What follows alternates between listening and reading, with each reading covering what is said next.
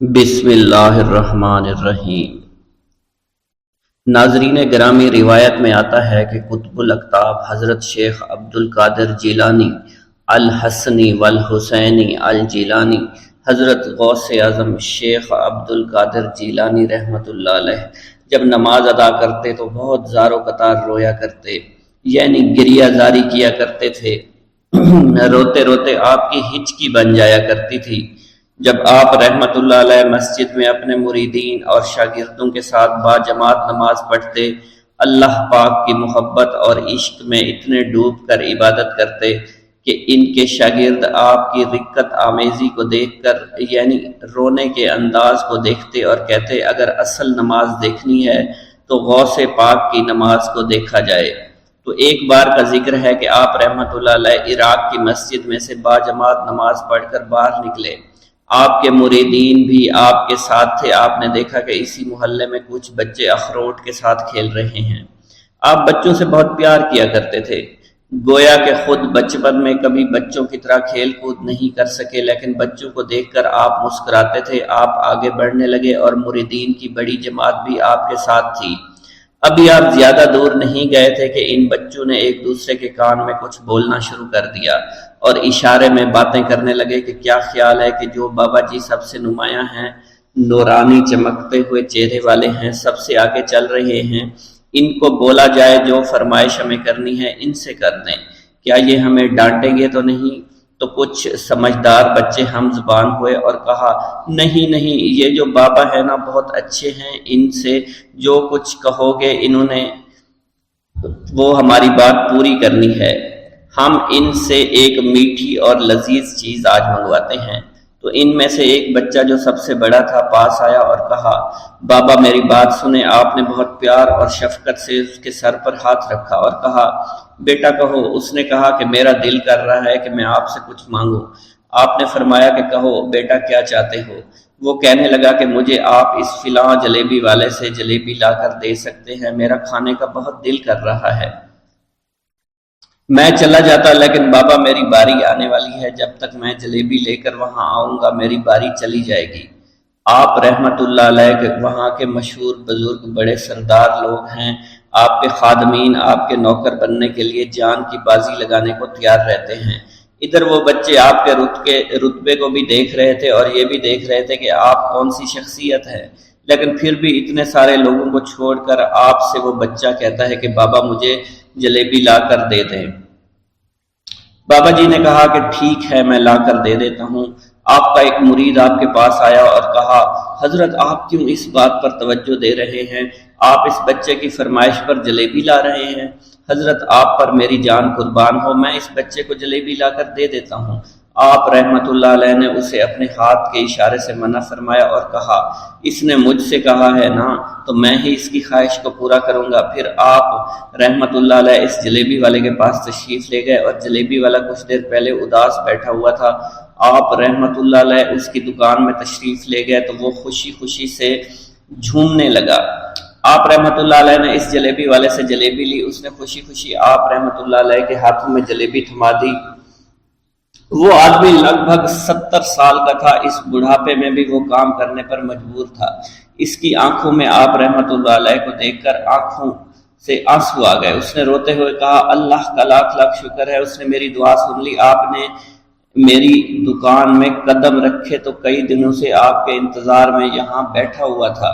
میں جانتا تھا کہ آپ ضرور میری دکان پر تشریف لائیں گے۔ آپ رحمت اللہ علیہ نے فرمایا تمہیں کیسے پتا تھا کہ میں تمہاری دکان پر آؤں گا؟ وہ کہنے لگا کہ حضرت عرصہ ہوا ہے، کئی مہینوں سے میرا کاروبار نہیں چل رہا تھا، میرا کاروبار دن بدن ٹھپ ہوتا جا رہا تھا، فاقوں تک کی نوبت آ گئی تھی۔ مجھے اپنی فکر نہیں تھی لیکن اپنے چھوٹے چھوٹے بچوں کی تھی۔ اس بڑھاپے میں اللہ تعالیٰ نے اولاد تو دی لیکن ان کو پالنے کا کوئی بندوبست نہیں ہو رہا تھا۔ میں نے اپنی اس پریشانی کا ذکر کسی سے کیا تو اس نے کہا کہ عراق کے ایک شہر میں چلے جاؤ، وہاں پر کوئی ایک فقیر ہے، اس سے دعا کراؤ، وہ جس کے لیے دعا کرتے ہیں اس کا کام بن جاتا ہے۔ میں اتنا پریشان تھا کہ اس آدمی کے کہنے پر اس فقیر سے ملنے چلا گیا۔ اس کی تلاش کر کے میں نے اس سے کہا تم میرے لیے دعا کرو تاکہ میرے کاروبار میں ترقی ہو جائے اور میرے رزق میں برکت ہو جائے۔ اور تنگ دستی دور ہو جائے تاکہ میں بیوی بچوں کا پیٹ پال سکوں۔ فقیر مجھے دیکھ کر کہنے لگا کہ تم پیران پیر غوث اعظم دستگیر رحمت اللہ علیہ کو نہیں جانتے؟ میں نے کہا میں نہیں جانتا۔ وہ کہنے لگا حیرت ہے کہ تمہیں یہ پتہ نہیں کہ تم ان کو جانتے ہی نہیں کہ ولیوں کے سردار ہیں۔ میں تو بہت چھوٹا سا فقیر ہوں، میری دعاؤں میں اتنا اثر نہیں کہ وہ غوث اعظم رحمت اللہ علیہ ہیں، جس کے لیے بھی دعا کریں اس کا بیڑا پار ہو جایا کرتا ہے، اور جب اس دور میں غوث پاک رحمت اللہ علیہ خود موجود ہے تو پھر ہمارا کیا مقام ہوگا ان کی دعا کے آگے؟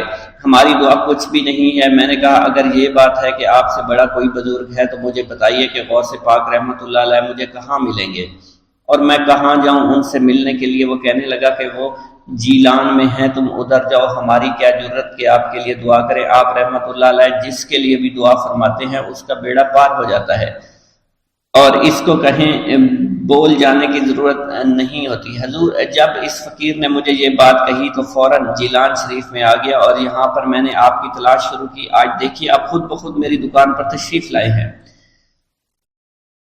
اب دیکھیے کہ آپ کے آنے سے کیسا نور میری دکان میں آ گیا ہے۔ حضور میرے حق میں دعا فرما دیجئے، اللہ پاک میری زندگی کو آسانیاں عطا فرمائے، مجھے اپنی بیوی اور بچوں کی بہت فکر ہے۔ آپ رحمت اللہ علیہ نے فرمایا پریشان ہونے کی ضرورت نہیں، اللہ تعالیٰ سب معاملات ٹھیک فرما دے گا۔ یہ کہہ کر آپ تشریف لے گئے، اس بچے کے پاس آئے اور اس کے ہاتھ میں جلیبی تھما دی۔ ابھی وہاں سے جانے والے تھے، دوسرا بچہ آیا، اس نے کہا کہ بابا آپ نے اسے تو جلیبی لا کر دی ہے، مجھے بھی لا کر دیں۔ آپ نے اس سے بھی تسلی دی اور کہا میں تمہیں بھی جلیبی لا کر دے دیتا ہوں بیٹا۔ یہ دیکھ کر مریدین بہت غصہ ہونے لگے اور کہا کہ حضور ہم اس بچے کو جلیبی لا کر دے دیتے ہیں، آپ کیوں زحمت کرتے ہیں؟ لیکن آپ نے فرمایا نہیں، یہ بچے مجھ سے کہہ رہے ہیں نا، میں ان کا نہیں ٹال سکتا۔ حضور آپ بہت مصروف شخصیت ہے، کیوں ان چھوٹے بچوں کی باتیں سن رہے ہیں؟ آپ نے ہاتھ کے اشارے سے انہیں روکا اور فرمایا اللہ تعالیٰ نے ہمیں جس کام کے لیے چنا ہے بس وہ کام ہی ہم کر رہے ہیں، تم لوگ اللہ پاک کی حکمت کو نہیں سمجھ رہے۔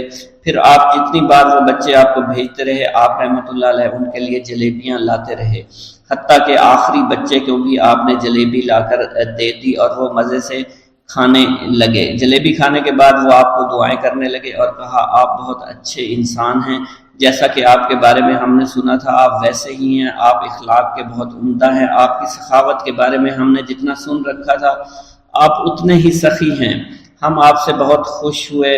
آپ رحمت اللہ علیہ مسکرائے، بچوں کی خوشی دیکھ کر آپ کو دلی اطمینان ملا۔ اب ایک اور نماز کا وقت ہو رہا تھا، آپ نے مریدین سے کہا کہ چلو نماز پڑھنے کے لیے مسجد میں چلتے ہیں۔ وہ سب مل کر مسجد میں چلے گئے اور اللہ کی عبادت میں مصروف ہو گئے۔ بسم اللہ الرحمن الرحیم۔ منقول ہے کہ حضور سیدنا غوث اعظم کے زمانہ میں ایک مقرب کی ولایت سلب کر لی گئی۔ سب چھوٹے بڑے اس کو حقارت کی نگاہ سے دیکھنے لگے۔ اس نے 360 اولیاء اللہ سے التجا کی کہ وہ اس کے حق میں دعا فرمائیں، لیکن اس کا نام لوح محفوظ پر اشتیاق کی فہرست میں لکھ دیا گیا۔ ان اولیاء اللہ نے اس کو بتایا کہ تم کامیاب نہیں ہوں گے۔ اس کے چہرے کا رنگ سیاہ پڑ گیا۔ اس شخص نے حضور سیدنا غوث اعظم شیخ عبد القادر جیلانی کی خدمت میں حاضر ہو کر دعا کی درخواست کی۔ آپ نے فرمایا تم اللہ عز و جل کی بارگاہ میں مردود ہو گئے ہو، مگر میں تمہیں اللہ کے اذن میں مقبول بنا سکتا ہوں۔ پھر حضور سیدنا غوث اعظم نے اس کے لیے بارگاہ الہی میں دعا فرمائی تو غیب سے ندا آئی، کیا تمہیں معلوم ہے کہ تم سے پہلے بھی 360 اولیاء اللہ اس کے لیے سفارش کر چکے ہیں، لیکن اس کا نام لوح محفوظ پر اشتیاق کی فہرست میں لکھا جا چکا ہے۔ یا الہی تو مردود کو مقبول، مقبول کو مردود بنانے پر قادر ہے۔ اگر تیری منشا یہی ہے تو نے اس کو مقبول بنانے کے لیے مجھ سے دعا کیوں کروائی؟ غیبی ندا آئی، اے عبد القادر، اسے میں نے تمہارے سپرد کیا، تم اسے جو چاہے بنا دو۔ چنانچہ آپ کی دعا سے وہ پھر سے بارگاہ الہی میں مقبول ہو گیا۔ حضرت شیخ ابو صالح سے منقول ہے، حضرت شیخ ابو مدین مغربی نے مجھے حضور سیدنا غوث اعظم شیخ عبد القادر جیلانی کی خدمت میں بغداد فقر کی تعلیم کے لیے بھیجا۔ آپ نے مجھے 20 دن تک اپنے خلوت خانہ کے دروازہ پر بٹھائے رکھا اور 20 روز گزرنے کے بعد مجھے قبلہ رو ہونے کا حکم دیا گیا۔ جب میں قبلہ رو ہو گیا آپ نے فرمایا اے ابو صالح اس طرف دیکھو۔ چنانچہ میں نے اس جانب دیکھا تو آپ نے فرمایا کیا دیکھ رہے ہو؟ میں نے عرض کیا بیت اللہ شریف میری نگاہوں کے سامنے ہے۔ آپ نے مجھے حکم دیا کہ اب مغرب کی سمت دیکھو۔ میں نے اپنا چہرہ مغرب کی جانب کیا تو آپ نے فرمایا کہ اب کیا دیکھ رہے ہو؟ میں نے عرض کیا کہ میں اپنے مرشد پاک حضرت ابو مدین کو دیکھ رہا ہوں۔ ایک مرتبہ سنان نامی عیسائی پادری نے حضور سیدنا غوث اعظم کی محفل میں حاضر ہو کر سلام عرض کیا۔ حاضرین کھڑے ہو کر بیان دیا کہ میں یمن کا رہنے والا ہوں۔ میں نے ارادہ کیا کہ میں اسلام قبول کروں گا۔ اسی دوران میرے دل میں خیال پیدا ہوا میں اس دور کی سب سے بہترین شخصیت کے دست مبارک پر کلمہ پڑھوں۔ اسی سوچ کے دوران مجھے نیند آ گئی۔ خواب میں مجھے حضور سیدنا عیسیٰ کی زیارت نصیب ہوئی۔ آپ علیہ السلام نے مجھ سے ارشاد فرمایا بغداد چلے جاؤ، شیخ عبد القادر کے دست حق پر اسلام قبول کرو، کیونکہ اس وقت وہ روئے زمین پر تمام لوگوں میں افضل اور اعلیٰ ہیں۔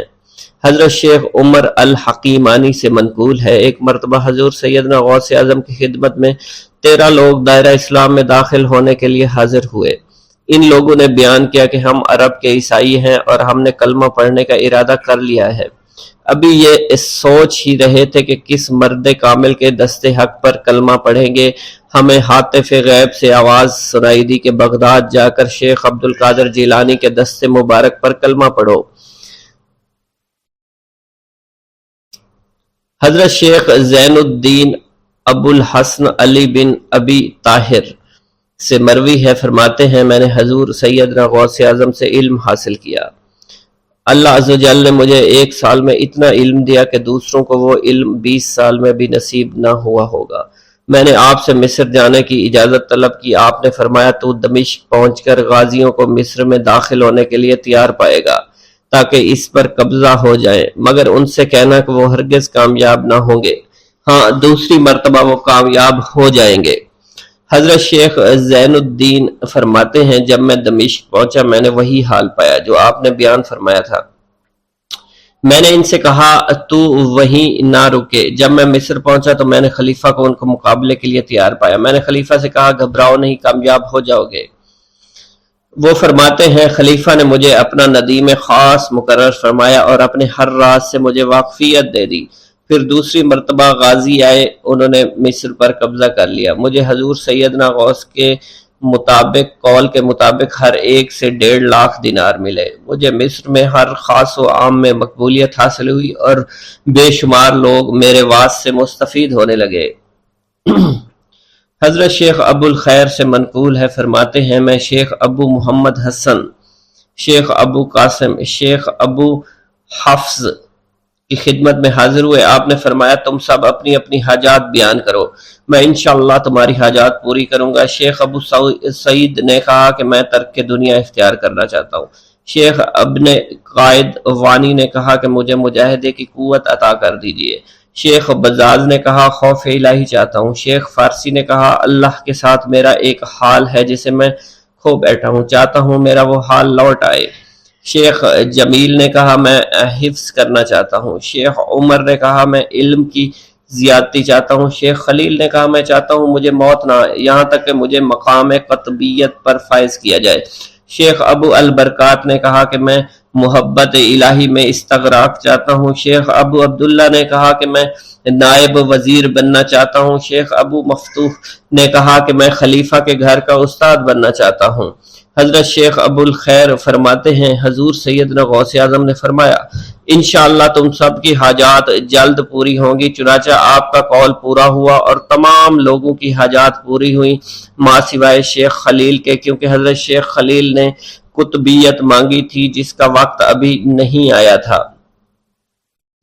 حضرت ابو السعد عبداللہ سے مروی ہے کہ میری کنواری بیٹی فاطمہ گھر کی چھت پر چڑھی تو اسے کوئی چیز اٹھا کر لے گئی۔ اس وقت میری بیٹی کی عمر 16 برس تھی۔ میں حضور سیدنا غوث اعظم شیخ عبد القادر جیلانی کی خدمت میں حاضر ہوا اور سارا ماجرا ان کے گوش گزار کر دیا۔ آپ نے فرمایا تم آج رات کو کرخ کے ویرانے میں جاؤ اور تل خمس 5واں ٹیلا کے پاس جا کر بیٹھ جاؤ اور اپنے ارد گرد دائرہ کھینچ لو۔ دائرہ کھینچتے وقت بسم اللہ علی نیت عبد القادر کے الفاظ پڑھنا۔ جب رات بڑھے گی جنوں کے گروہ مختلف شکلوں میں تیرے نزدیک سے گزریں گے، تم انہیں دیکھ کر خوف زدہ مت ہونا۔ جب صبح ہو جائے گی تو جنوں کا بادشاہ ایک جماعت کے ہمراہ گزرے گا، وہ تجھ سے تیری حاجت پوچھے گا، تو اسے بتانا عبد القادر نے بھیجا ہے اور میری حاجت یہ ہے۔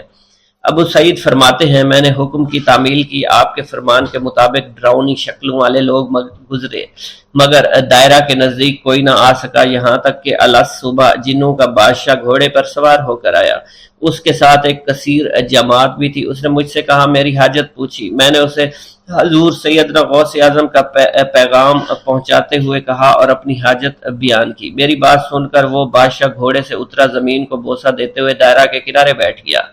بادشاہ کے بیٹھتے ہوئی جماعت بھی بیٹھ گئی۔ پھر بادشاہ نے اپنی جماعت کے کچھ لوگوں کو حکم دیا، جاؤ جس نے یہ کام کیا ہے اسے میرے پاس لے کر آؤ۔ چنانچہ وہ لوگ ایک سرکش جن کو پکڑ لائے جس کے ساتھ میری بیٹی بھی تھی۔ جنوں کے بادشاہ سے کہا گیا کہ یہ ملک چین کے سرکش جنوں میں سے ہے۔ بادشاہ نے اس جن کو مخاطب کرتے ہوئے کہا کہ تمہیں قطب وقت کے قدموں کے نیچے سے لڑکی اٹھانے کی جرت کیوں کر پیش ہوئی؟ اس سرکش جن نے کہا کہ میں اس لڑکی پر عاشق ہو گیا تھا۔ بادشاہ جن نے اس سرکش جن کو سر قلم کرنے کا حکم دیا اور میری بیٹی مجھے واپس لوٹا دی۔ میں نے بادشاہ جن سے کہا کہ تم نے حضور سیدنا غوث اعظم کا حکم بجا لانے میں کوئی کسر نہ چھوڑی۔ بادشاہ جن نے کہا کہ وہ گھر بیٹھے ہم جیسے سرکشوں کو دیکھ لیتے ہیں، خواہ کتنی ہی دور کیوں نہ بیٹھے ہوں۔ جب اللہ عز و جل کوئی قطب مقرر کرتا ہے تو اسے جن و انس پر قدرت عطا فرما دیتا ہے۔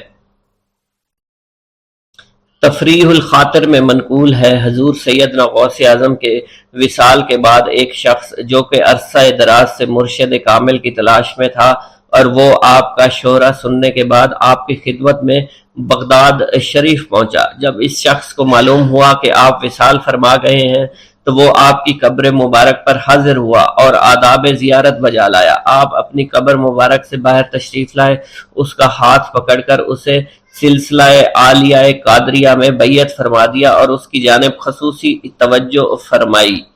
حضرت ابو بکر ارکیمی فرماتے ہیں میں ابتدائی عمر میں شتر بانی کا کام کیا کرتا تھا۔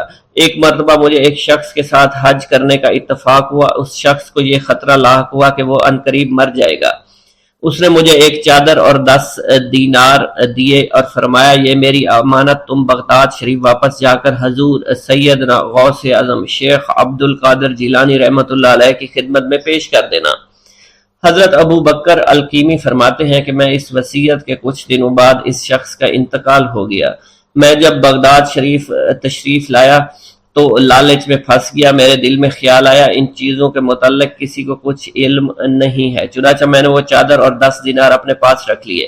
ایک دن میں بازار سے گزر رہا تھا، میری ملاقات حضور سیدنا غوث اعظم سے ہوئی۔ میں نے آپ کو سلام کیا، آپ نے میرا ہاتھ پکڑ کر فرمایا تم نے 10 دیناروں کے لیے بھی اللہ کا خوف نہیں کیا، میری امانت اپنے پاس رکھ لی اور میرے پاس اپنی آمد و رفت بھی ختم کر لی۔ حضرت ابو بکر ارکیمی فرماتے ہیں کہ حضور سیدنا غوث اعظم کی بات سن کر مجھ پر غشی طاری ہو گئی اور جب مجھے ہوش آیا میں نے وہ چادر اور 10 دینار لا کر آپ کی خدمت میں پیش کیے اور معافی کا خواستگار ہوا۔ واللہ عالم۔ حضرت شیخ ابراہیم قندوزی کی آمد۔ ایک دن حضرت خواجہ معین الدین چشتی حسب معمول درختوں کو پانی دے رہے تھے۔ حضرت شیخ ابراہیم قندوزی گھومتے پھرتے اسی باغ کی طرف آن نکلے۔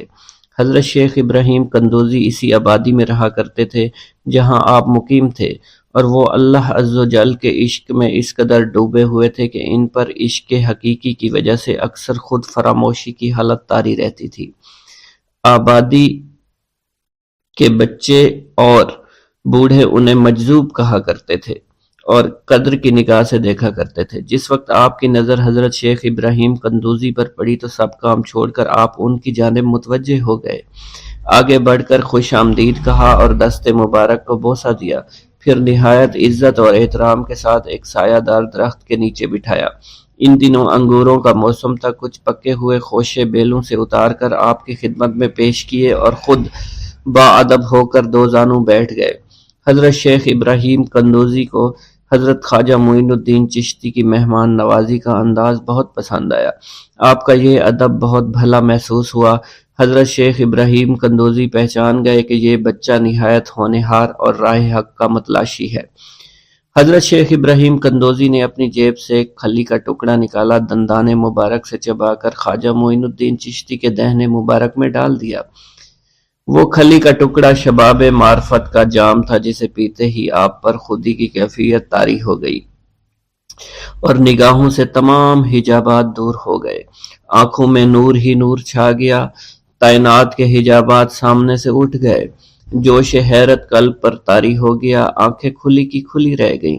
یہ نہیں کہا جا سکتا حضرت خواجہ معین الدین چشتی اس حالت فراموشی میں کب تک آئینہ حیرت بنے رہے۔ جب آپ کو ہوش آیا تو ساقی جام معرفت محفل سے اٹھ چکا تھا، دل قابو سے باہر ہو گیا، طبیعت پر جبر کر کے دامن صبر قرار تھام کر کے بیٹھ گئے۔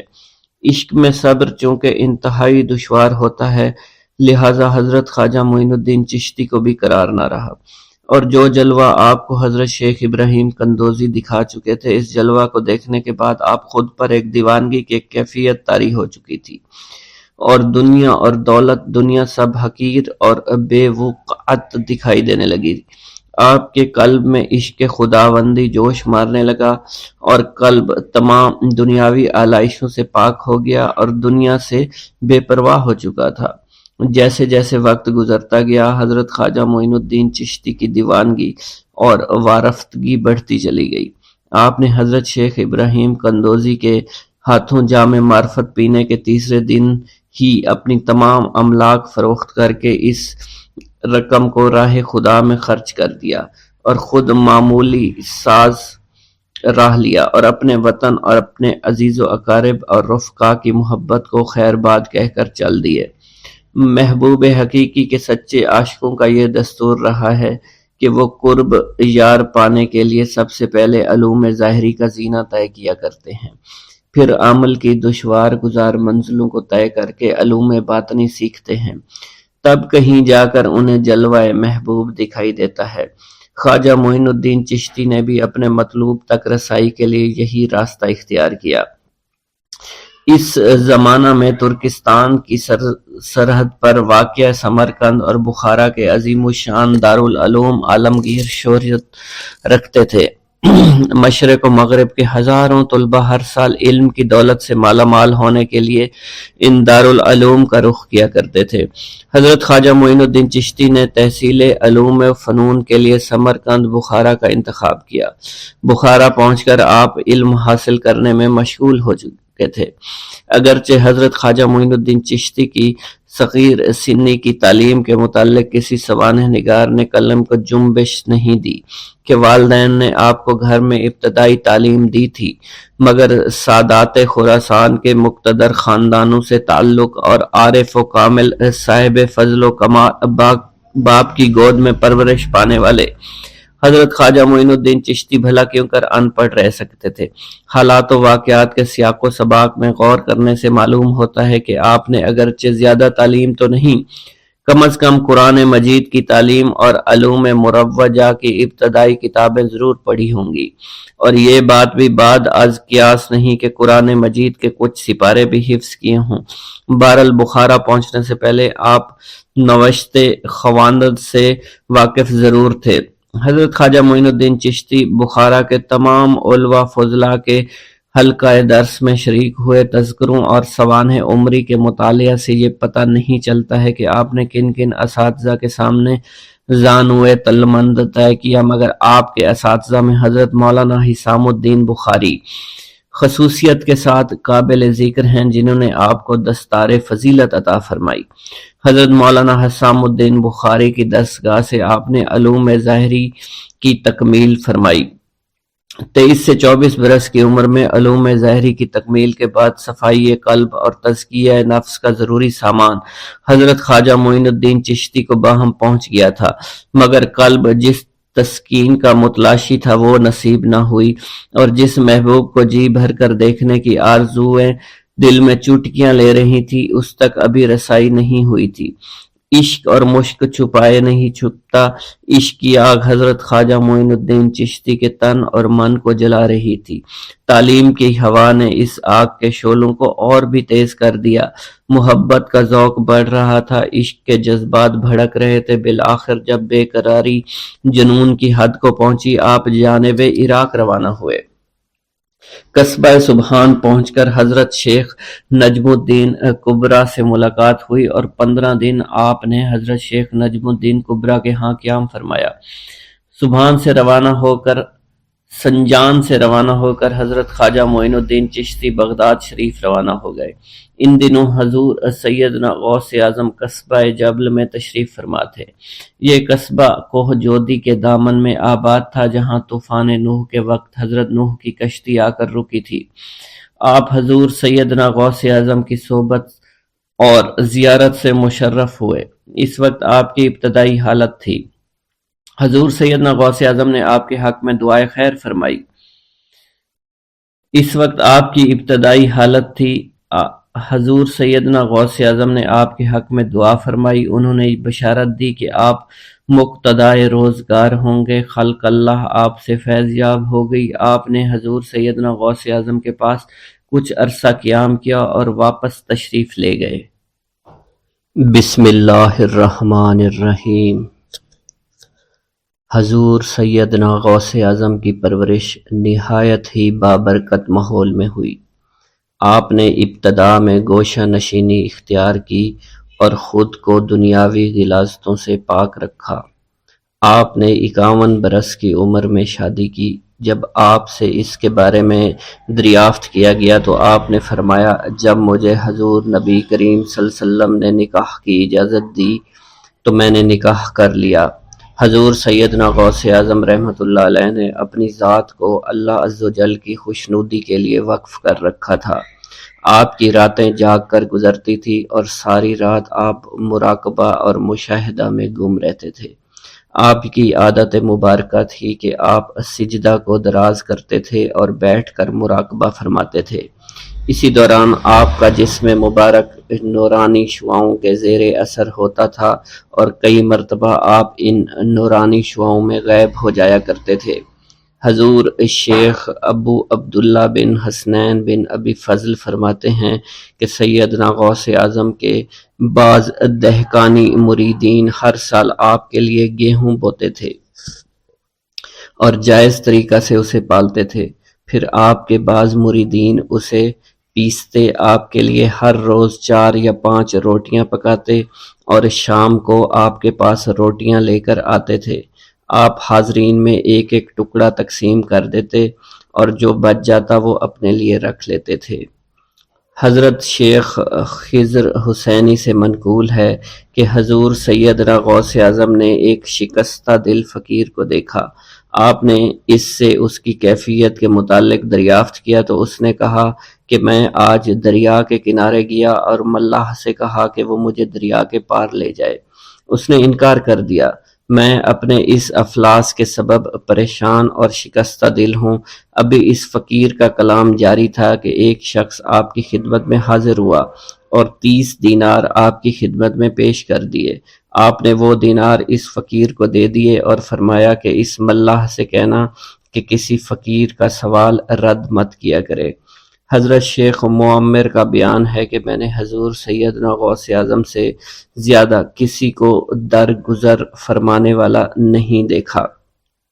آپ کی عطا کا یہ عالم تھا کہ ایک محفل میں 400 لوگوں کو ولایت کے مقام اعلیٰ تک پہنچا دیا کرتے تھے۔ بھوکوں کو کھانا کھلانا اور بیواؤں کی حاجت روائی کرنا آپ کا معمول تھا۔ جب کسی بیمار کے متعلق سنتے فوراً اس کی عیادت کے لیے تشریف لے جایا کرتے۔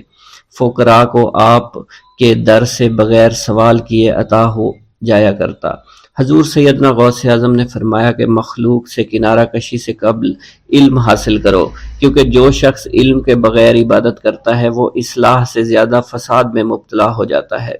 تمہیں چاہیے کہ شمع شریعت اپنے ہمراہ لے کر علم کی روشنی میں عمل کرو، پھر اللہ تعالیٰ تمہیں علم لدنی کا وارث بنا دے گا۔ جس سے تم ناواقف ہو، تمہیں چاہیے کہ تمام اسباب و ذرائع سے تعلق منقطع کر کے رشتہ داروں اور احباب سے جدائی اختیار کر لو تاکہ تم اپنے زہد کی وجہ سے اپنے قوت باطنی اور اپنے حسن ادب کا مشاہدہ کر سکو۔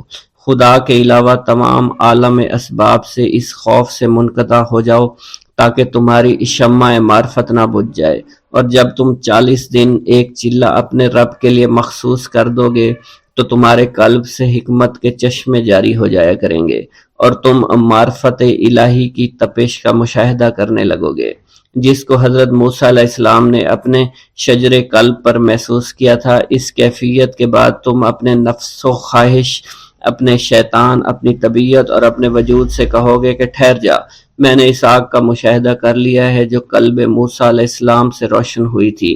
اس کے بعد تمہارے قلب میں باطن سے یہ آواز آنے لگی کہ میں ہی تمہارا رب ہوں، میری ہی عبادت کرو، میرے غیر کی اطاعت سے گریزاں ہو جاؤ، میرے سوا کسی سے تعلق مت رکھو، میری معرفت حاصل کر کے میرے غیر کو فراموش کر دو، غیر سے اعراض کر کے صرف میرے علم، میرے قرب، میرے ملک اور میری سلطنت کی جانب متوجہ رہو۔ جب تمہیں بقائے الہی حاصل ہو جائے تو تمہاری زبان پر اللہ تعالیٰ کا نام جاری ہو جائے گا اور تمہارے حجابات رفع ہو کر قلب سے قدورت زائل ہو جائے گی اور نفس کو مکمل سکون حاصل ہوگا۔ پھر جب اس کے الطاف غالب آ جائیں تو تمہیں خطاب کیا جائے گا، اے قلب فرعون، نفس کی طرف توجہ کر اور ان کو راہ ہدایت پر چلا، میری جانب آ جا اور ان سے کہہ دے کہ میرا ہی اتباع کریں، پھر انہیں رشد کے راستے پر ہدایت کر کے ان سے تعلق قائم کر، اس کے بعد پھر قطع تعلق کر کے دوبارہ استوار ہو کر آ جا اور اسی طرف استوار ہو کر دیکھتا رہے۔ حضرت شیخ معمر سے منقول ہے، فرماتے ہیں ایک مرتبہ میں حضور سیدنا غوث اعظم کی خدمت میں حاضر تھا، آپ بیٹھے کچھ لکھ رہے تھے، اسی دوران چھت سے 3 مرتبہ مٹی گری، 4تھی مرتبہ ایسا ہوا تو آپ نے جلال میں آ کر اس جگہ دیکھا جہاں سے مٹی گر رہی تھی، اسی دوران ایک چوہا اس جگہ سے نیچے گرا اور مر گیا اور یہ چوہا ہی وہاں سے مٹی کو کھود رہا تھا۔ حضرت شیخ عمر بن مسعود فرماتے ہیں حضور سیدنا غوث اعظم فرما رہے تھے، اسی دوران ایک چڑیا نے آپ کی قمیص پر بیٹ کر دی، آپ نے جلالی نظروں سے چڑیا کو دیکھا، چڑیا اسی وقت نیچے گری، مر گئی۔ آپ نے وضو سے فارغ ہونے کے بعد قمیص کے اس حصے کو دھویا، پھر اپنی قمیص مبارک اتار کر مجھے دی اور فرمایا اس کو فروخت کر کے اس کی رقم کو خیرات کر دو، یہ اسی کا بدلہ ہے۔ منقول ہے حضور سیدنا غوث اعظم کے زمانہ میں ایک بہت ہی گناہگار شخص تھا، لیکن اس کے دل میں آپ سے بے پناہ محبت تھی۔ جب اس کے مرنے کے بعد اس کو دفن کیا گیا تو قبر میں منکر نکیر نے سوالات کیے، تو اس نے ہر سوال کے جواب میں شیخ عبد القادر کہا۔ منکر نکیر نے اللہ کی بارگاہ میں اس کے جواب کو پیش کیا تو حکم ہوا، اگرچہ یہ بندہ فاسقوں میں سے ہے لیکن یہ میرے محبوب جو کہ صادقین میں سے ہیں ان سے محبت رکھتا ہے۔ دریائے دجلہ پر مصلی بچھانا۔ حضرت سہیل بن عبداللہ فرماتے ہیں ایک مرتبہ حضور سیدنا غوث اعظم شیخ عبد القادر جیلانی رحمۃ اللہ علیہ عرصہ دراز تک اہل عراق کی نظروں سے اوجھل رہے۔ لوگوں نے آپ کی تلاش شروع کی تو معلوم ہوا کہ آپ کو دریائے دجلہ کی جانب جاتے ہوئے دیکھا گیا ہے۔ جب آپ کو تلاش کرتے ہوئے لوگ دریائے دجلہ کے کنارے پہنچے تو دیکھا آپ پانی پر چلتے ہوئے آ رہے ہیں۔ اسی دوران مچھلیاں بکثرت آپ کی خدمت میں حاضر ہو کر سلام عرض کر رہی ہیں۔ اسی دوران نماز ظہر کا وقت ہو گیا اور ایک سبز رنگ کا سونے و چاندی سے مزین مصلی نظر آیا جو کہ تخت سلیمانی کی مانند تھا، اور وہ مصلی دریائے دجلہ کے اوپر معلق ہو گیا۔ جب وہ مصلی بچھ گیا تو بہت سے لوگ آئے اور اس مصلی کے برابر کھڑے ہو گئے۔ ان لوگوں کے چہروں سے بہادری اور شجاعت جھلک رہی تھی۔ سب لوگ جو آپ کی تلاش میں آئے تھے ان کی زبانیں گنگ ہو چکی تھی، ان کی آنکھوں سے آنسو جاری تھے۔ ایک پروقار شخصیت نے آگے بڑھ کر تکبیر پڑھی اور آپ نے نماز کی امامت فرمائی۔ ملک شام میں ایک ابدال کا وصال ہو گیا۔ حضور سیدنا غوث اعظم سرزمین عراق سے فوری روحانی طور پر وہاں تشریف لے گئے۔ اس ابدال کا جنازہ میں حضرت خضر علیہ السلام اور دیگر ابدال بھی تشریف لائے۔ نماز جنازہ کی ادائیگی کے بعد آپ نے حضرت خضر سے کہا کہ قسطنطنیہ میں فلاں کافر کو یہاں لاؤ۔ حضرت خضر علیہ السلام نے اس کافر کو فوراً پیش کر دیا۔ آپ نے اس کافر کو کلمہ پڑھا کر مسلمان کیا اور اس کی مونچھوں کو پست کروا دیا۔ آپ نے اپنی ایک ہی نظر سے اس کافر کو ابدال کے مقام پر فائز فرما دیا۔ آپ نے تمام ابدالوں کو مخاطب کرتے ہوئے فرمایا کہ میں اسے وصال پانے والے ابدال کے مقام پر تعینات کرتا ہوں، جس پر تمام ابدالوں نے اپنے سر تسلیم خم کر دیے۔ حضور سیدنا غوث اعظم شیخ عبد القادر جیلانی کو ایک مرتبہ رمضان المبارک کے دوران 70 مختلف لوگوں نے افطاری کی دعوت دی۔ آپ نے ہر ایک کی دعوت کو قبول فرما لیا۔ دعوت دینے والے افراد کو ایک دوسرے کی دعوت کا علم بالکل بھی نہیں تھا۔ آپ مقررہ وقت پر ان سب کے گھروں میں تشریف لے گئے اور ان کے ساتھ افطاری فرمائی۔ اسی دوران آپ نے اپنے آستانہ پر بھی افطاری فرمائی۔ صبح جب ہر شخص اپنی اس سعادت کی گفتگو کر رہا تھا تو انہیں معلوم ہوا کہ آپ نے ہر گھر میں افطاری کی ہے۔ اسی دوران خدام آستانہ عالیہ پر بھی آ گئے اور کہنے لگے آپ نے حسب معمول آستانہ عالیہ پر بھی کل ہی افطاری فرمائی تھی۔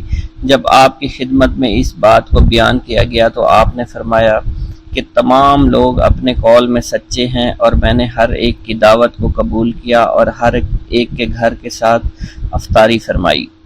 منقول ہے خلیفہ وقت نے جب ابو یحییٰ بن سعید جو کہ ابن المزاحم ظالم کے نام سے مشہور تھا کو قاضی کے عہدے پر تعینات کیا، حضور سیدنا غوث اعظم ممبر پر جلوہ افروز ہوئے اور خلیفہ کو مخاطب کرتے ہوئے فرمایا کہ تم نے ایک ظالم شخص کو قاضی مقرر کیا ہے، کل جب تم اللہ تعالیٰ کی بارگاہ میں حاضر ہوگے تو اس وقت کیا جواب دو گے؟ خلیفہ کو جب آپ کی اس خطاب کی خبر ہوئی تو وہ کانپ اٹھا، رونا شروع کر دیا۔ اس نے فوراً ابو یحییٰ کو قاضی القضاء کے عہدے سے معزول کر دیا۔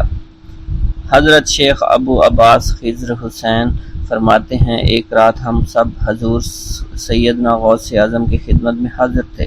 خلیفہ وقت حاضر ہوا اور آپ کی خدمت میں سلام کرنے کے بعد مؤدب ہو کر وہ بیٹھ گیا۔ اس نے آپ کی خدمت میں 10 تھیلیاں دیناروں سے بھری ہوئی پیش کرنا چاہیے، لیکن آپ نے انہیں قبول کرنے سے انکار کر دیا۔ جب خلیفہ کا اصرار زیادہ ہوا تو آپ نے ان میں سے 2 تھیلیوں کو پکڑ کر نچوڑا، جس میں سے خون ٹپکنا شروع ہو گیا۔ آپ نے خلیفہ سے فرمایا تم لوگوں کا خون نچوڑ کر میرے پاس لائے ہو۔ اس کی بات سن کر خلیفہ بے ہوش ہو گیا۔ آپ نے فرمایا اگر مجھے خلیفہ کے آل رسول اللہ صلی اللہ علیہ وسلم کی عزت نہ ہوتی تو میں اس خون کو اس کے محلوں کی جانب بہا دیتا۔ حضرت شیخ ابو قاسم سے منقول ہے حضور سیدنا غوث اعظم ہوا میں چلا کرتے تھے، فرماتے تھے کہ سورج جب تک مجھے سلام نہ کرے نہیں نکلتا، ہر سال میرے پاس آ کر مجھے سلام کرتا ہے اور بتاتا ہے کہ مجھ میں فلاں فلاں واقعات ہوں گے۔ اسی طرح مہینہ، ہفتہ اور دن مجھے سلام کرنے کے لیے آتے ہیں اور بتاتے ہیں کہ ہم فلاں فلاں امر وقوع پذیر ہوں گے۔ مجھے اپنے رب کی قسم لوح محفوظ میں نیک و بد میری آنکھوں کے سامنے پیش کیا جاتا ہے۔ میں مشاہدہ خداوندی اور علم خداوندی کے سمندروں میں غوطہ زن رہتا ہوں۔ میں تم سب پر حجت اللہ ہوں۔ میں روح زمین پر رسول اللہ صلی اللہ علیہ وسلم کا نائب اور وارث ہوں۔ شیخ المشائخ حضرت ابو قاسم خلف سے منقول ہے، فرماتے ہیں حضرت ابو عمرو عثمان بن اسماعیل نے مجھے 905 ہجری میں بغداد بھیجا تاکہ میں ان کے لیے حضرت امام احمد بن حنبل کی کتاب مسند امام احمد کا نسخہ لا سکوں۔ جب میں بغداد شریف آیا میں نے لوگوں کا حضور سیدنا غوث اعظم کی جانب مائل دیکھا۔ مجھے معلوم ہوا کہ آپ جو کہتے وہ وقوع پذیر ہو جاتا۔ دفتن میرے دل میں یہ خیال آیا کہ یہ اگر میرے دل کی بات بتا دیں تو میں ان کی ولایت کا قائل ہو جاؤں گا۔ چنانچہ میں نے خلاف عادت بات سوچی کہ جب میں ان کے پاس جاؤں سلام کروں تو یہ میرے سلام کا جواب نہ دیں، مجھ سے منہ پھیر کر اپنے خدام سے کہیں کہ اس آنے والے کو ایک چھوارے کا ٹکڑا اور شہد کا ایک دانگ لاؤ، اور جب یہ دونوں چیزیں آ جائیں تو آپ مجھے کلہ پہنائیں اور میرے سلام کا جواب دیں۔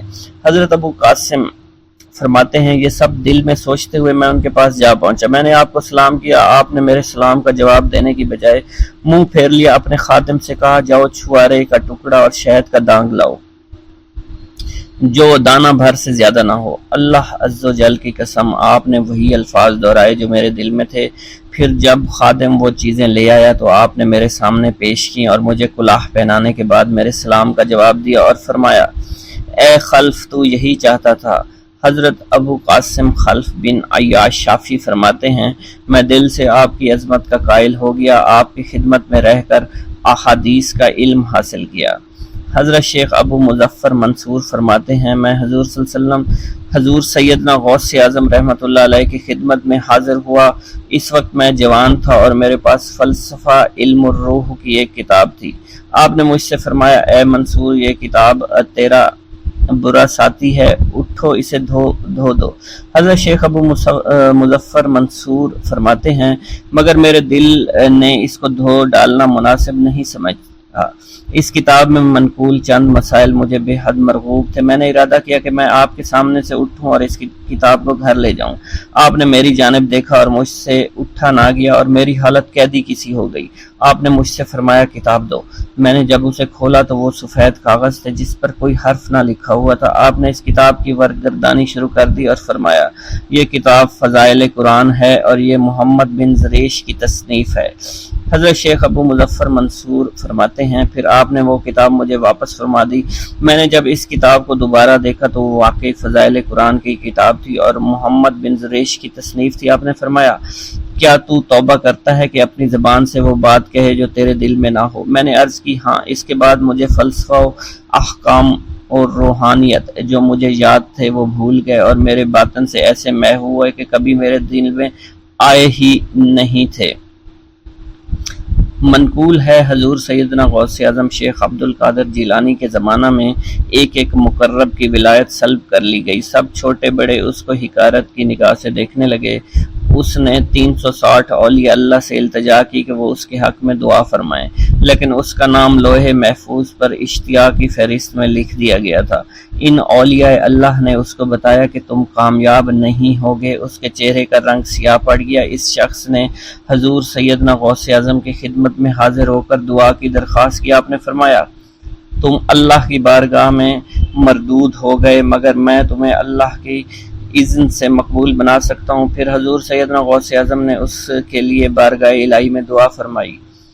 غیب سے ندا آئی کیا تمہیں معلوم ہے تم سے پہلے بھی 360 اولیاء اللہ اس کے لیے سفارش کر چکے ہیں لیکن اس کا نام لوح محفوظ پر اشتیاق کی فہرست میں لکھا جا چکا ہے۔ آپ نے عرض کیا یا الہی تو مردود کو مقبول اور مقبول کو مردود بنانے پر قادر ہے، اگر تیری منشا یہی ہے تو نے اس کو مقبول بنانے کے لیے مجھ سے دعا کیوں کروائی؟ غیبی ندا آئی اے عبد القادر اسے میں نے تمہارے سپرد کیا، تم اسے چاہے جو سزا دو اور جو چاہے بنا دو۔ چنانچہ آپ کی دعا سے وہ پھر سے بارگاہ الہی میں مقبول ہو گیا۔ حضرت شیخ ابو صالح سے منقول ہے حضرت شیخ ابو مدین نے مجھے حضور سیدنا غوث اعظم کی خدمت میں بغداد فقر کی تعلیم کے لیے بھیجا۔ آپ نے مجھے 20 دن تک اپنے خلوت خانہ کے دروازے پر بٹھائے رکھا۔ 20 روز گزرنے کے بعد مجھے قبلہ رو ہونے کا حکم دیا گیا۔ جب میں قبلہ رو ہو گیا تو آپ نے فرمایا اے ابو صالح اس طرف دیکھ۔ چنانچہ جب میں نے اس کی جانب دیکھا تو آپ نے فرمایا کیا دیکھ رہے ہو؟ میں نے عرض کیا بیت اللہ شریف میری آنکھوں کے سامنے ہے۔ آپ نے مجھے حکم دیا اب مغرب کی سمت دیکھ۔ میں نے اپنا چہرہ مغرب کی سمت کیا تو آپ نے دریافت کیا کہ آپ کیا دیکھ رہے ہو؟ میں اپنے مرشد پاک حضرت ابو مدین کو دیکھ رہا ہوں۔ ایک مرتبہ سنان نامی عیسائی پادری نے حضور سیدنا غوث اعظم کی محفل میں حاضر ہو کر سلام عرض کیا اور حاضرین میں کھڑے ہو کر بیان دیا کہ میں یمن کا رہنے والا ہوں۔ میں نے ارادہ کیا کہ میں اسلام قبول کروں۔ اسی دوران میرے دل میں خیال پیدا ہوا کہ میں اس دور کی سب سے بہترین شخصیت کے دست مبارک پر کلمہ پڑھوں۔ اسی سوچ کے مجھے نیند آ گئی۔ خواب میں مجھے حضرت سیدنا عیسیٰ علیہ السلام کی زیارت نصیب ہوئی۔ آپ نے مجھ سے ارشاد فرمایا کہ تم بغداد شریف چلے جاؤ اور شیخ عبد القادر جیلانی کے دست حق پر اسلام قبول کرو کیونکہ اس وقت وہ روئے زمین پر تمام لوگوں میں افضل اور اعلیٰ ہے۔ خطبہ کا آغاز حمد و ثنا سے کیا کرتے تھے حضور سیدنا غوث اعظم کے صاحبزادے حضرت شیخ سید عبد الرحمن فرماتے ہیں کہ والد بزرگوار اپنے وعظ کے دوران الحمدللہ رب العالمین کہہ کر خاموش ہو جاتے اور دوبارہ کہہ کر سکوت فرماتے تھے، اور تیسری مرتبہ کہنے کے بعد کچھ دیر توقف فرماتے، اور آپ کی محفل میں تمام اولیاء حاضر و ناظر اور خاموش ہو جایا کرتے تھے۔ پھر آپ کی محفل میں اولیاء ملائکہ ایک کثیر تعداد میں آ جاتے جو محفل کے بعد نظر نہیں آیا کرتے تھے۔ آپ اپنے خطاب کو یوں شروع فرماتے: تمام تعریفیں اللہ کے لیے ہیں، اس کی مخلوق کی تعداد اس کے عرش کے وزن کے مطابق، اور بے حد تعریفیں جس سے اس کی ذات راضی ہو جائے، اس کے کلمات کی روشنی کے مطابق، اس کے علم کے مطابق، اس کی مرضی اور منشا کے مطابق، اور اس کی مخلوق کے مطابق جسے اس نے پیدا کیا، وہی عالم الغیب ہے، رحمان و رحیم ہے۔ میں گواہی دیتا ہوں اس کے سوا کوئی عبادت کے لائق ہی نہیں ہے، اور تمام کائنات اس کی تخلیق ہیں، تمام تعریفیں اسی کے لیے ہیں۔ وہ زندہ ہے، ہمیشہ زندہ رہے گا، اسے موت نہیں آتی بلکہ وہ مارتا ہے۔ تمام بھلائیاں اسی کے لیے ہیں، اور واحد ہے، یکتا ہے، کوئی شریک نہیں ہے، کوئی وزیر نہیں ہے۔ اس نے نہ کسی کو جنا ہے اور نہ ہی اسے کسی نے جنا ہے۔ وہ بلند و بالا ہے، اس جیسا کوئی نہیں۔ میں اس کی گواہی دیتا ہوں حضور نبی کریم صلی اللہ علیہ وآلہ وسلم اللہ کے رسول، اللہ کے پیغمبر ہیں۔ وہ تمام مخلوقات سے افضل ہیں۔ اللہ عز و جل نے ان کی ہدایت دے کر ان کو بھیجا تاکہ وہ دین اسلام کو تمام ادیان پر بلند کریں، خواہ مشرکین اس کو برا سمجھیں۔ اللہ راضی ہو خلیفہ اول حضرت سیدنا ابو بکر صدیق سے، جن کی تائید حق کے ساتھ تھی، جن کو حضور نبی کریم نے عقیق کا لقب دیا، جو پاک تھے، پاکیزہ نسل سے تعلق رکھتے تھے، جنہوں نے ہر موقع پر حضور نبی کریم صلی اللہ علیہ وسلم کی حمایت کی اور ان کی تصدیق فرمائی، اور اب بھی نبی کریم کے ہمراہ ابدی آرام فرما رہے ہیں۔ اللہ راضی ہو خلیفہ دوم حضرت سیدنا عمر فاروق رضی اللہ تعالی عنہ سے، جنہوں نے عملے کثیر کیے، جنہوں نے حق کو بلند کیا، جنہوں نے فیصلے کے لیے جن کو منتخب کیا گیا، جنہوں نے ہمیشہ حق بات کا ساتھ دیا، اور وہ بھی حضور نبی کریم صلی اللہ علیہ وسلم کے ہمراہ ابدی آرام گاہ میں آج بھی موجود ہیں۔ اللہ راضی و خلیفہ سوم حضرت سیدنا عثمان غنی رضی اللہ تعالی عنہ سے، جنہوں نے اپنے مال سے مسلمانوں کی امداد کی، قرآن مجید کی ترتیب و اشاعت احسن طریقے سے فرمائی، جنہوں نے امامت اور قرت سے محراب کو، منبر کو مزین کیا، اور جو افضل الشہداء ہیں اور فرشتے بھی ان سے حیا کرتے ہیں۔ اللہ راضی ہو خلیفہ چہارم حضرت سیدنا علی المرتضیٰ سے، جو شجاعت و جواں مردی میں بے مثل ہیں، حضور نبی کریم صلی اللہ علیہ وسلم کے چچا زاد بھائی اور داماد ہیں۔ آپ دین اسلام کے امام و عالم ہیں، اور جن کے لیے حضور نبی کریم صلی اللہ علیہ وسلم نے فرمایا کہ میں تم پر فدا ہو جاؤں۔ اللہ راضی ہو حسنین کریمین حضرت سیدنا امام حسن امام حسین سے، جن کی نیکیاں تا حشر قائم رہنے والی ہیں اور جن کے مراتب بے مثل ہیں۔ اللہ نے ان کے قلوب کو نیکیوں کی جانب مائل کیا۔ اے اللہ تو ہمارے رازوں اور دلی کیفیات سے واقف ہے، ہمیں ہر عمل کرنے اور برائی سے بچنے کی توفیق عطا فرما، اور ہمیں گناہوں کی لذت سے بچا، ہمیں اپنے ما سوا سے محفوظ رکھ، اور اپنی مشغولیت عطا فرما۔ بے شک اللہ کے سوا کوئی عبادت کے لائق نہیں، جو چاہتا ہے وہی ہوتا ہے، اور وہی قوی اور وہی عظیم ہے۔ اے اللہ ہمیں غفلت سے بچا، اور ہمارے اوپر وہ بوجھ نہ ڈال جو تو نے پہلی امتوں پر ڈالا۔ اے ہمارے رب العالمین ہمیں معاف فرما اور ہماری مغفرت عطا فرما، کیونکہ تو ہی ہمارا رب ہے، تو ہی ہمارا مولا ہے، آمین۔ حضرت شیخ عبداللہ جبائی کا قول ہے کہ حضور سیدنا غوث اعظم رحمت اللہ علیہ نے مجھ سے ارشاد فرمایا کہ میرے نزدیک کھانا کھلانا اور حسن اخلاق افضل اور اعلیٰ ہیں۔ آپ کے پاس کبھی پیسہ نہیں ٹھہرا کرتا تھا، اگر صبح کے وقت آپ کے پاس 1000 دینار آ جاتے تو شام تک وہ غریبوں اور محتاجوں میں تقسیم ہو جایا کرتے تھے۔ حضور سیدنا غوث اعظم کی پرورش نہایت ہی بابرکت ماحول میں ہوئی۔ آپ نے ابتدا میں گوشہ نشینی اختیار کی اور خود کو دنیاوی غلاظتوں سے پاک رکھا۔ آپ نے 51 برس کی عمر میں شادی کی۔ جب آپ سے اس بارے میں دریافت کیا گیا تو آپ نے فرمایا، جب مجھے حضور نبی کریم صلی اللہ علیہ وسلم نے نکاح کی اجازت دی تو میں نے نکاح کر لیا۔ حضور سیدنا غوث اعظم نے اپنی ذات کو اللہ عز و جل کی خوشنودی کے لیے وقف کر رکھا تھا۔ آپ کی راتیں جاگ کر گزرا کرتی تھی اور ساری رات آپ مراقبہ اور مشاہدہ میں گم ہوا کرتے تھے۔ آپ کی عادت مبارکہ تھی کہ آپ سجدہ کو دراز کیا کرتے تھے اور بیٹھ کر مراقبہ فرمایا کرتے تھے۔ اسی دوران آپ کا جسم مبارک نورانی شعاؤں کے زیر اثر ہوتا اور کئی مرتبہ آپ نورانی شعاؤں میں غائب ہو جایا کرتے تھے۔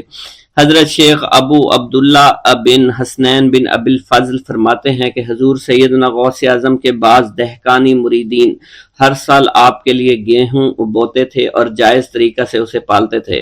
پھر آپ کے بعض مریدین اسے پیستے اور آپ کے لیے ہر روز 4-5 روٹیاں پکاتے اور شام کو آپ کے پاس روٹیاں لے کر آیا کرتے تھے۔ آپ حاضرین میں ایک ایک ٹکڑا تقسیم کر دیتے اور جو بچ جاتا وہ اپنے لیے رکھ لیا کرتے تھے۔ حضرت شیخ خضر حسنی سے منقول ہے، حضور سیدنا غوث اعظم ایک شکستہ دل فقیر کو دیکھا، آپ نے اس سے اس کی کیفیت کے متعلق دریافت کیا تو اس نے کہا کہ میں آج دریا کے کنارے گیا اور ملاح سے کہا مجھے دریا کے پار لے جائے۔ اس نے انکار کر دیا۔ میں اپنے اس افلاس کے سبب پریشان اور شکستہ دل ہوں۔ ابھی اس فقیر کا کلام جاری تھا کہ ایک شخص آپ کی خدمت میں حاضر ہوا اور 30 دینار آپ کی خدمت میں پیش کیے۔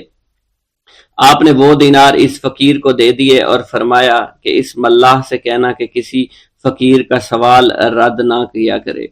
حضرت شیخ معمر ابو المظفر فرماتے ہیں میں نے حضور سیدنا غوث اعظم سے زیادہ کسی کو درگزر فرمانے والا آج تک نہیں دیکھا۔ آپ کی عطا کا یہ علم تھا، ایک محفل میں 400 لوگوں کو ولایت کے مقام اعلیٰ تک پہنچا دیا کرتے تھے۔ بھوکوں کو کھانا کھلانا، بیواؤں کی حاجت روائی کرنا آپ کا معمول تھا۔ جب کسی بیمار کے متعلق سنتے تو فوراً اس کی عیادت کے لیے تشریف لے جایا کرتے تھے۔ فقراء کو آپ رحمت اللہ علیہ کے در سے بغیر سوال کیے عطا ہو جایا کرتا تھا۔ حضور سیدنا غوث اعظم نے فرمایا کہ مخلوق سے کنارہ کشی سے پہلے علم حاصل کرو، کیونکہ جو شخص علم کے بغیر عبادت کرتا ہے وہ اصلاح سے زیادہ فساد میں مبتلا ہو جاتا ہے۔ تمہیں چاہیے کہ شمع شریعت اپنے ہمراہ لے کر علم کی روشنی میں علم عمل کرو، پھر اللہ تعالیٰ تمہیں علم لدنی کا وارث بنا دے گا جس سے تم ناواقف ہو۔ تمہیں چاہیے کہ تمام اسباب و ذرائع سے تعلق منقطع کر کے رشتہ داروں اور احباب سے جدائی اختیار کرو تاکہ تم اپنے زہد کی وجہ سے اپنی قوت باطنی اور اپنے حسن ادب کا مشاہدہ کر سکو۔ خدا کے علاوہ تمام عالم و اسباب سے اس خوف سے منقطع ہو جاؤ تاکہ تمہاری شمع معرفت نہ بجھ جائے، اور جب تم 40 دن اپنے رب کے لیے مخصوص کر دو گے تو تمہارے قلب سے حکمت کے چشمے جاری ہو جائیں گے اور تم معرفت الہی کی تپش کا مشاہدہ کرنے لگے گے جس کو حضرت موسیٰ علیہ السلام نے اپنے شجر قلب پر محسوس کیا تھا۔ اس کیفیت کے بعد تم اپنے نفس و خواہش، اپنے شیطان سے، اپنی طبیعت اور اپنے وجود سے کہو گے کہ ٹھہر جا، میں نے اس آگ کا مشاہدہ کر لیا ہے جو قلب موسیٰ علیہ السلام پر روشن ہوئی تھی۔ اس کے بعد تمہارے قلب میں باطن سے یہ آواز آنے لگے گی کہ میں ہی تمہارا رب ہوں، میری ہی عبادت کرو، میرے غیر کی اطاعت سے گریزاں ہو جاؤ، میرے سوا کسی سے تعلق مت رکھو، میری معرفت حاصل کر کے میرے غیر کو فراموش کرو، غیر سے اعراض کر کے میرے علم، میرے قرب، میرے ملک اور میری سلطنت کی جانب متوجہ رہو۔ جب تمہیں بقا الہی حاصل ہو جائے تو تمہاری زبان پر اندہ جاری ہو جائے گا اور تمام حجابات رفع ہو کر قلب سے کدورت زائل ہو جائے گی اور نفس کو مکمل سکون حاصل ہو جائے گا۔ پھر جب اس کے الطاف غالب ہو جائیں گے تو تمہیں خطاب کیا جائے گا، اے قلب، فرعون نفس کی طرف توجہ کر اور اس کو راہ ہدایت پر چلاتا ہوا میری جانب آ لے اور اس سے کہہ دے کہ میرا ہی اتباع کریں، پھر انہیں رشد کے راستے پر ہدایت کر کے اس سے تعلق قائم کر اور اس کے بعد پھر قطع تعلق کر کے دوبارہ استوار کر لے اور اسی طرح سے کرتا رہے۔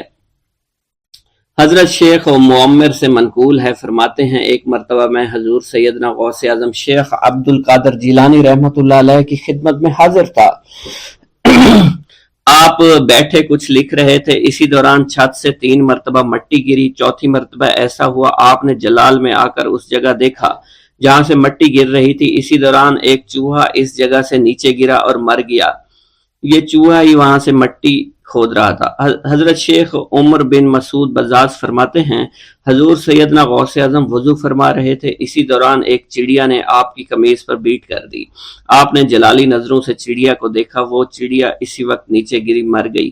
آپ نے وضو سے فارغ ہونے کے بعد قمیض کے اس حصے کو دھویا اور پھر اپنی قمیض مبارک اتار کر مجھے دی اور فرمایا اس کو فروخت کر کے اس کی رقم کو خیرات کر دو، یہ اس کا بدلہ ہے۔ حضور سیدنا غوث اعظم کے زمانہ میں بہت ہی گناہگار شخص تھا، اس کے دل میں آپ سے بے پناہ محبت تھی۔ جب اس کے مرنے کے بعد دفن کیا گیا تو قبر میں منکر نکیر نے سوالات کیے تو اس نے سوال کے جواب میں عبد القادر جواب دیا۔ منکر نکیر نے اللہ کی بارگاہ میں اس کے جواب کو پیش کیا۔ حکم ہوا اگرچہ یہ بندہ فاسقوں میں سے ہے لیکن یہ میرے محبوب سید عبد القادر جو کہ صادقین میں سے ہیں ان سے محبت رکھتا ہے۔ بغداد کے محلہ باب العز کے قبرستان میں سے ایک قبر سے مردہ کے چیخنے کی آواز آنے لگی۔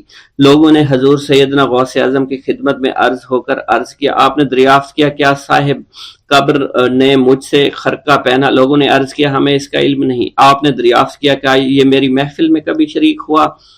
ہمیں اس کا علم نہیں۔ آپ نے پھر دریافت کیا کیا کبھی میرے پیچھے نماز پڑھی؟ نہیں معلوم۔ آپ نے مراقبہ فرمایا اور آپ کے چہرہ مبارک پر جلالیت کے آثار نمودار ہو گئے۔ بعد ازاں آپ نے چہرہ مبارک پر وقار ظاہر ہوا اور آپ نے فرمایا کہ اس شخص نے میری زیارت کی، مجھ سے حسن ظن رکھا، اسی وجہ سے اللہ نے اس پر رحم فرما دیا ہے، چنانچہ اس کے بعد کبھی قبر سے آواز نہیں آئی۔ منقول ہے حضرت شیخ ابو الحسن علی بن وہب ازجی بیمار ہو گئے، حضور سیدنا غوث اعظم عیادت کے لیے تشریف لائے تو آپ نے وہاں ایک قمری اور ایک کبوتری کو دیکھا۔ حضرت شیخ ابو الحسن نے آپ سے عرض کی کہ یہ کبوتری 6 ماہ سے انڈے نہیں دے رہی اور قمری 9 مہینے سے بول نہیں رہی۔ آپ نے کبوتری سے فرمایا تو اپنے مالک کو فائدہ پہنچا اور قمری سے فرمایا تو اپنے خالق کی تسبیح کر۔ چنانچہ قمری نے اسی وقت کوکو کرنا شروع کر دیا، یہاں تک کہ بغداد کے لوگ اس کی آواز سننے کے لیے چوک در چوک جمع ہونا شروع ہو گئے اور کبوتری نے بھی انڈے دے دیے اور ان سے بچے نکلے۔